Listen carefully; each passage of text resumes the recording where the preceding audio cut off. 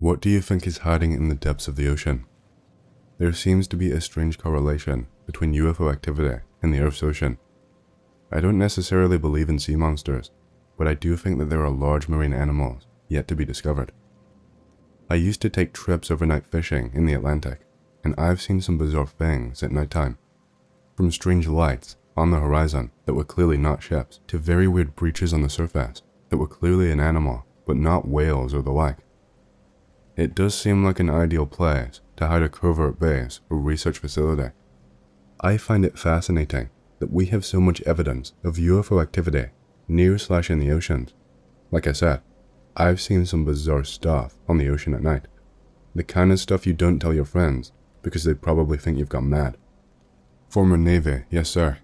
So you would hear rumors from people on top of things you personally witnessed. Hey Anon, did you hear that we clocked X on radar last night and it disappeared? And so on. It got really unnerving at points. You are so isolated. So I think most of what I can share that relates to this thread isn't something that could put me in danger. I'm going to refrain from giving out the type of vessel and exact locations I was stationed, but here are some of the highlights. Multiple occasions of things being picked up on radar and disappearing. This was a regular occurrence and would have people even high up on the chain spooked. We are talking a weekly thing at some points. I have personally seen lights on the distant horizon that were definitely not ships or planes. Lights going under the water, for instance. Lights moving at a speed that easily surpassed that would be possible for all known craft. These were really freaky, because you want to believe that your eyes are just messing with you. But after so many occurrences, you know what you're seeing. Ghost ships on the horizon that on closer inspection are either not actually there, or are illusions of the light, fog, or surf. Perhaps not strictly paranormal, but creepy all the same. As mentioned in my OP, nighttime surface breaches that on closer inspection don't look like your typical whale. And lastly, seeing sure signs that you are being tailed by submersibles of a foreign variety. Usually this could be explained by enemy/rival country vessels inspecting you, but let me assure you, this is scary as all hell. My worst nightmares were being involved in the conflict at sea that kicked off the next World War. In January 1960, the Argentine Navy discovered two huge vehicles believed to be strange-looking submarines in the bottom of Ensenada Bay in the city of Ushuaia, Argentina. This supposedly submarine object travels at 3 times the speed of the world's most advanced submarines, which confuses many countries. After being confirmed that these strange objects are not the responsibility of any country, including the US and the Soviet Union, the navies of the countries have stripped tons of bombs in 10 consecutive days to the location of 2 objects anchored. The 2 submarines did not respond to the attack, but ran away at terribly fast speeds that made the military stunned, then mysteriously disappeared in the Atlantic Ocean. A month later, in the Caribbean Sea, the US Navy discovered another strange object, moving at an incredible speed of 370 kilometers an hour. It's funny you mention seeing lights going underwater. I swear I read a book from a collection of occult PDFs of some official government man claiming that there are definitely UFOs hidden in the ocean. I don't have that collection anymore, but I know for a fact that there was a book out there of other officials admitting the exact same thing. Being tailed by submersibles of a foreign variety sounds like nightmare fuel for sure. How I wish I could explore the deep depths of the ocean. This is 100% factual. There are a lot of folks like me out there, meaning former Navy, under many flags, Coast Guard, Merchant Marine, long-haul fishermen, etc., who have seen strange things. This is something that is repeatedly stated by all of the above. I've always believed in the paranormal to some extent, but seeing this particular thing, and then talking to many people who did my job, saying the same thing, got me into UFOs. My stepdad is from Puerto Rico and a respectable family. His father came from poverty and was part of a fishing family. His father would be about 98 now. They used to pull up these evil as hell octopus that knew how to grab stuff and whack people to get away.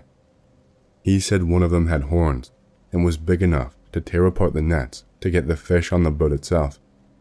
He said in 1933, his maternal uncle and grandfather took him out off the west coast of the island, and they were attacked by 2 octopus that were bigger than them over the fish. They called them devilish and said they had wisdom. His words, not mine. He was a college-educated man, in their eyes. These were no dumb animal. They also had chupacabra stories on the island up in the mountains, especially by Mocha and Rincon, since at least the 19th century. The Vejigante masks are part of that.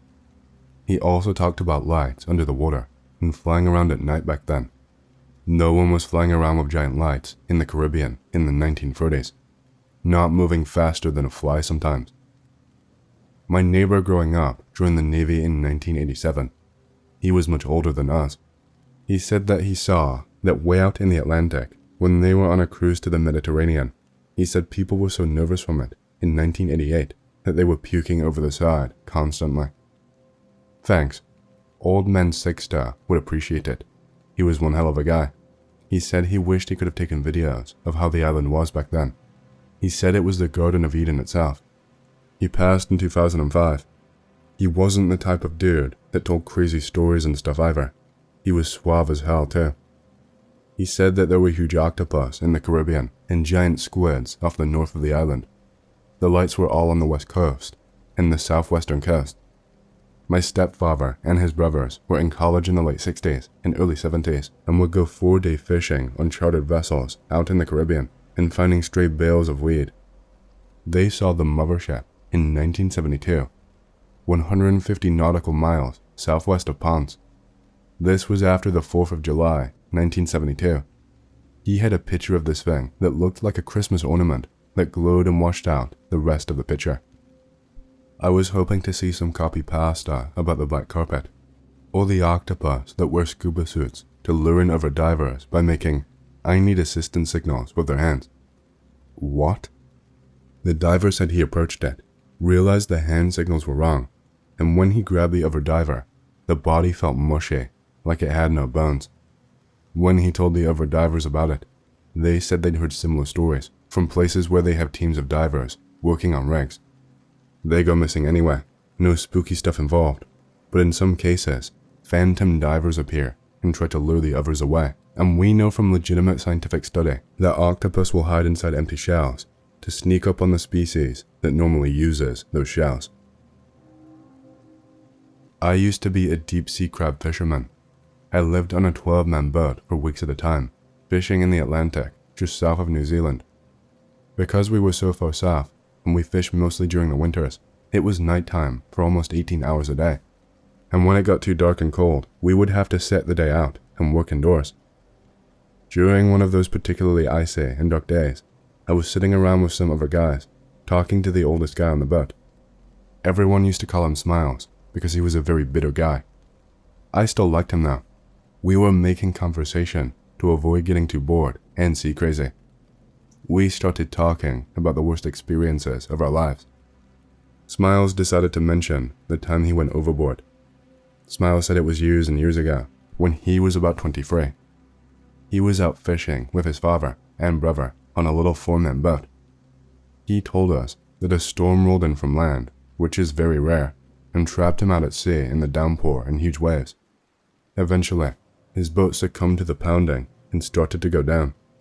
He completely lost sight of his brother and father and was pushed down into the water by the waves above. He said he was about 20 feet down when he felt his back pressed up against the side of an underwater mountain.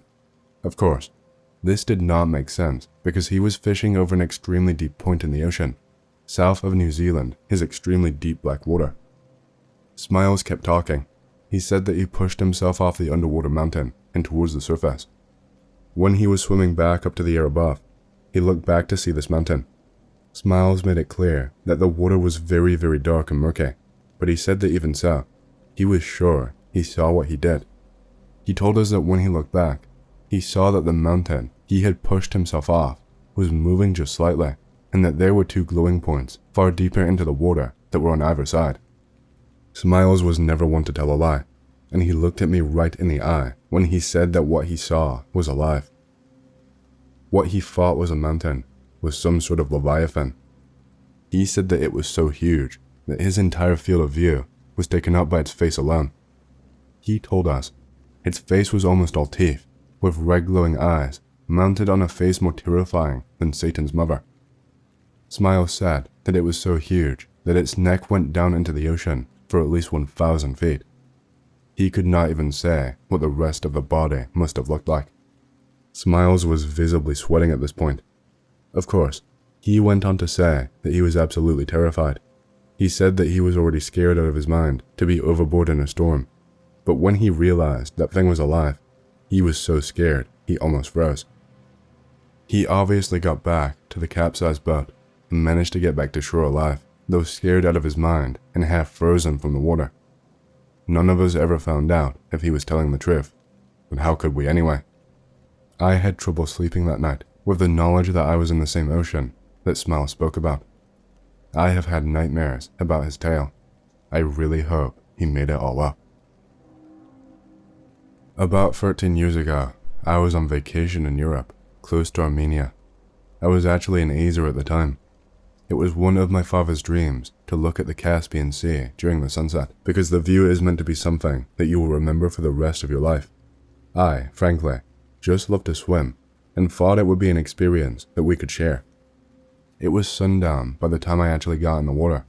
My dad was reclining back on a lawn chair and watching the horizon, while I swam out about 30 feet and sort of just laid on my back and watched the sky. It was one hell of an experience, I will tell you. The water was not exactly shallow at this point. If I had to guess, I'd say it was about 20 feet deep at least, 35 max. As I said, I was just reclining back in the water, floating about, when I felt something nudge the small of my back, near my waist. It was a small bump at first. I thought it was just a little fish or something, but then I felt it again, slightly harder. I still ignored it. The third time it hit me was noticeably hard, harder than any of the small fish could hit me. I had just started to say dad when I was hit a fourth time, except this time, it was incredibly hard. I mean, the impact sent me about 6 to 7 feet in the air before I smashed down into the water, face down. I was worried I had broken my back, but everything seemed intact. I could still move my arms and legs, but I was too dazed to do anything besides just float there. While I was face down in the water, just sort of staring into the murkiness, I saw a shadow reflecting off of the water, moving under and around me. Never close enough so I could make out any features, but I could make out an outline. It was about 15 feet long and bulky. It had giant eyes that reflected every scrap of sunlight left at that depth, making them glow a pale yellow and blue. It almost looked humanoid, except what I mistook for arms and legs were actually serpentine-like appendages that moved stiffly and were covered with a prickly, sticky substance. It wrapped these 4 appendages around my waist and shoulders and tried to drag me further down, but my dad was already in the water at this point and grabbing at my arm to pull me up to the surface. The minute he pulled back, the creature let out a low tone, a violent mixture of a squeal and a hiss, and released me. The last thing I saw was it spinning those appendages in unison, like a propeller, and using them to glide down deeper out of my sight.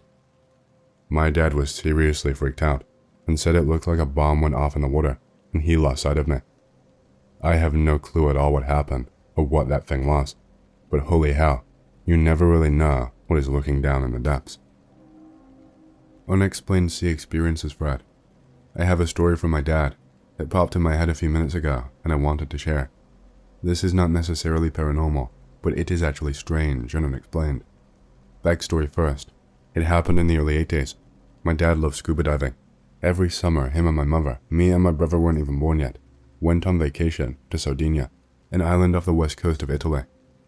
Mother was chilling on the beach with family friends, and occasionally looking at my father diving because she is paranoid and does not like swimming. A lot of life in that sea, big variety of fish, octopodi, etc. So my father brought his spear gun to catch some food. Everything is normal. He was enjoying the diving, but could not find a single fish. He swims further, about 50 meters from the shore. Water is about 5-ish meters deep now. He used very low buzzing sound, similar to a big boat engine heard from underwater, but way lower. Scared as hell, because he does not have his signaling buoy, and he could have been ripped to pieces by the engine. He was 2 meters underwater, swims up. No boat in sight, nothing. Oh well. Goes back underwater. Buzzing sound starts again. He blacks out. Wakes up on a big flat rock on the bottom. Does not see colors. His sight is inverted. Terrified, he swims to the coast and does not talk about it for a long time.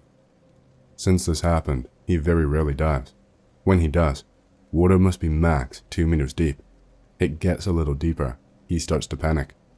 Sorry if there's no creepy ending/twist, but this actually happened to him. Did anybody else experience something similar? I'd also love more stories. 2 years ago, I went into the Pacific on my speedboat. I was going to record a 30-minute video of my adventure. I had a GoPro set up near the deck that would auto-record up to 20 hours. Anyways, I wasn't maybe even 25 nautical miles out when dark-looking clouds darkened the sky. The weather report said that it would be spotless sunny. I planned on going maybe another mile, but after maybe half that distance, the motors to my boat stops and I spend the next 10 hours or so stranded under thunderstorm clouds.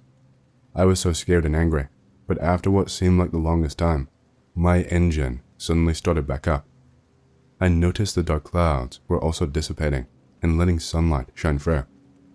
I was surprised it was still day, but I made my way home immediately. I left port around 11 a.m., and when I docked and headed home, I was kinda confused why the lunch diner to the right still had so many customers. It is normally half empty by dusk, which I assumed might only be an hour away. I got home and booted up my computer and almost crapped my pants out of confusion because the time on there was 1:30 p.m. Went back into my car to check my phone time and it read 1:42 p.m. Even to this day, I'm not sure what happened. My buddies called me at 3 p.m. like they told me they would yesterday, but I swear I was stranded for almost half a day. Thing is, when I uploaded my GoPro, it recorded almost 13 hours of content, with 10.5 hours of static, followed by the 1 hour it took me to sail to port. The bizarre Medusa Lake of Africa. There is a lake in a remote corner of Africa that represents one of the most extreme and inhospitable bodies of water on the continent.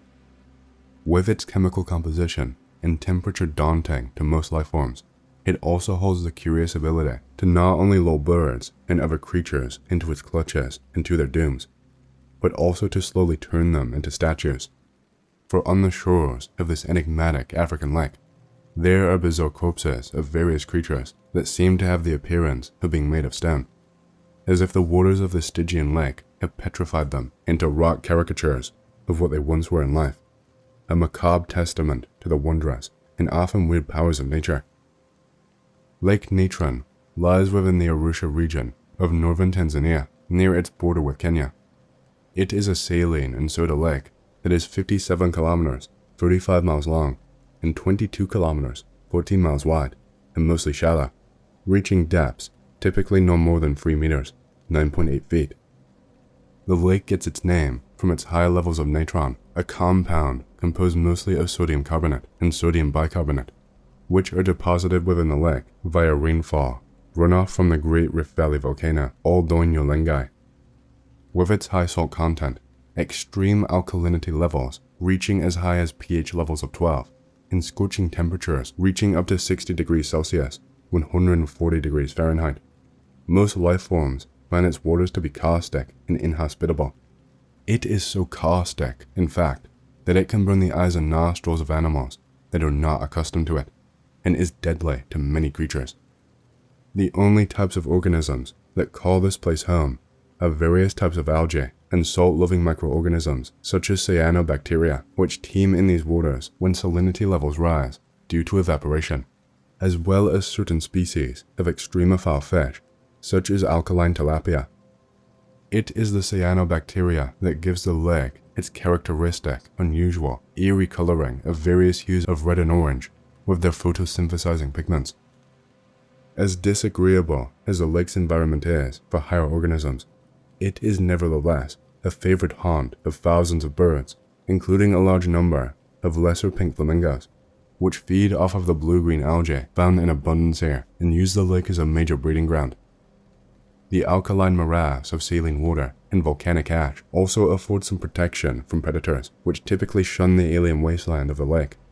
In fact, The flamingos have become so dependent on this one particular lake as a breeding ground that they have in recent years become an endangered species. Lake Natron has accrued some amount of notoriety for its purported ability to turn any living creature that comes into contact with it a living fossil. This effect, while being somewhat overplayed in the media, has some basis in fact. It is not an instantaneous effect, but rather a gradual process. Animals that die here have the tendency to become petrified statues over time, a rare preservation phenomenon caused by the unique chemical makeup of the lake, which encrusts the carcasses with layers of salt, sodium carbonates, and sodium bicarbonates. The carcasses take on a chalky, stony appearance in a process somewhat similar to that undergone by Egyptian mummies.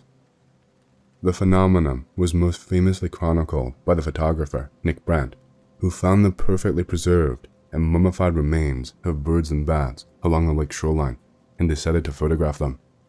Brandt said of the phenomenon, "I unexpectedly found the creatures, all manners of birds and bats, washed up along the shoreline of Lake Natron in northern Tanzania. No one knows for certain exactly how they die, but it appears that the extremely reflective nature of the lake's surface confuses them, and like birds crashing into plate glass windows, they crash into the lake. The water has an extremely high soda and salt content. The soda and salt content causes the creatures to calcify, perfectly preserved as they dry." The photographer also complained that the caustic environment and soda content of the lake was so extreme that it could strip the ink off his boxes of film in seconds. Brandt went about posing and photographing these eerie petrified mummies for his book, Across the Ravaged Land, published by Abrams Books. This book certainly features a procession of bizarre and creepy images of animals that appear to have been instantaneously transformed to stone through some almost magical means. The miraculous Lake Natron has been listed on the Ramsar list of wetlands of international importance due to its unique biodiversity, and has also been recognized by the World Wildlife Fund as an important ecoregion. Nevertheless, it has faced some threats in recent years due to increased logging in its watersheds and a proposed hydroelectric plant to be built in Kenya. There is also a proposed soda ash plant that is expected to be built along the shores of the lake, with the aim of pumping water from it and extracting the sodium carbonate that lies within it. These threats could very well spell disaster for the millions of lesser pink flamingos that rely on the lake as an integral breeding ground. A lake that can turn animals into statues is not something that you see every day. This is a place with a rich heritage of unique physical properties and an indispensable sanctuary for rare birds, a giver of both life and death. It is a shame that the human machine of progress and environmental exploitation moves on, threatening to silence this majestic lake once and for all. Perhaps one day, there will be no more living things left here, and the only testament to its once thriving ecosystem will be the very stone-like mummies that litter its shores, petrified, eerie throwbacks to a time when this place once thrummed with life. Sorta sea-related. My granddad has worked offshore in various jobs his whole life. At one point, he was a roustabout on an oil rig when they first discovered North Sea oil. He told me that the first night he ever saw the Northern Lights was a week into his first trip out, and as all the men on the deck were looking up, a crane cable slipped, whipped across the deck, and decapitated one of his friends who was too enamored by the lights. Every time the Northern Lights are visible in my home, he will not go out, just in case. That's pretty messed up. I work on a beach, seen a few messed up things. A guy with a stingray for his leg pulled these really long spikes out of a guy's foot. No idea where they came from. Saw 2 divers die that decided to go out off the pier on an extremely rough day when the waves were smashing into the pier. It's such a popular tourist beach, but I've seen killer whales come near where people are swimming, and pretty massive sharks. I don't know how no one has been eaten yet. It's in Australia, by the way, which explains the sharks, but no idea where the massive orca came from. Being a man who lives right next to the ocean and was a seasonal fisherman, I've had my share of scares out on the open water, although one stands out much more than the others. Be me, probably around 12 to 13, going to our cabin in the woods across the water, since that is the only way it is accessible. Be in deep ocean water. Only land is nearly an hour away, so away from us, straight ahead, Mountains are tall enough to see it though. Suddenly, ocean and water go eerily quiet, and still. When we stop to do a bit of open water fishing in season, no waves, no ripples, nothing. Make a quick glance over the edge while I'm pulling my line back up. See a weird creature. Looked like garbage bags underwater, pretty deep and making erratic movements, like jitters and constantly circling. Suddenly see it rise, getting much clearer. Deep red eyes, like blood red. Only its humps emerge from the water, black and scaly. A rancid, dried, decaying fish smell. Long neck, but not like Nessie long, sort of like a horse neck. It was about half the size of the boat and just glared at me. Yell from my uncle, who was with me at the time, to see what the hell this thing is. He is as freaked out as me. Not taking any chances out on the open water, we hightail it out of there. Been out on the water a million times since, and not once have I seen anything close to it. Even did a bit of research online, but still never came up with concrete ideas. It still comes to my mind whenever I pass that particular spot on my way to the cabin. So, this is a story I have told to many of my friends from the United States, rather than the people from here. I don't know why though, but whenever I tell someone the story, the first thing they tell me at the end of it is, "So, it was a mermaid?" or something like that. I am from South America, Chile, and it is a pretty place, full of different places, deserts, lakes, snow, all that you can imagine. Anyways, when I was 17, I went on a trip, and sadly, my entire class too, to an entire week in a very pretty place called Pichilimu. To be honest, that entire week was a bit interesting to say the least. The nights, the place we visited, everything had a bit of that paranormal feeling if I had to give it a name. In the third day, we went to a lake, and me and my friend went to fish. My friend started to fish first, because we only rent one fishing pole, so I proceed to walk, and maybe pick up tiny crabs to eat later. I didn't, because one of my friends went full PETA and told me to throw them instead of eating them, and I am studying to be a chef, goddammit. Anyways, I went far away, like to the other side of the lake, where I could not see anyone, sat on an old wooden dock, and just chill there. In about 10 minutes, my friend comes in a boat and gives me the fishing pole, because he wanted to do something else.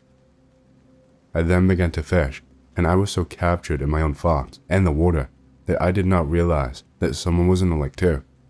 I don't know where it came from, but this lady in a white dress was all wet and just stood there, watching me for a few seconds till I had to start to talk to her.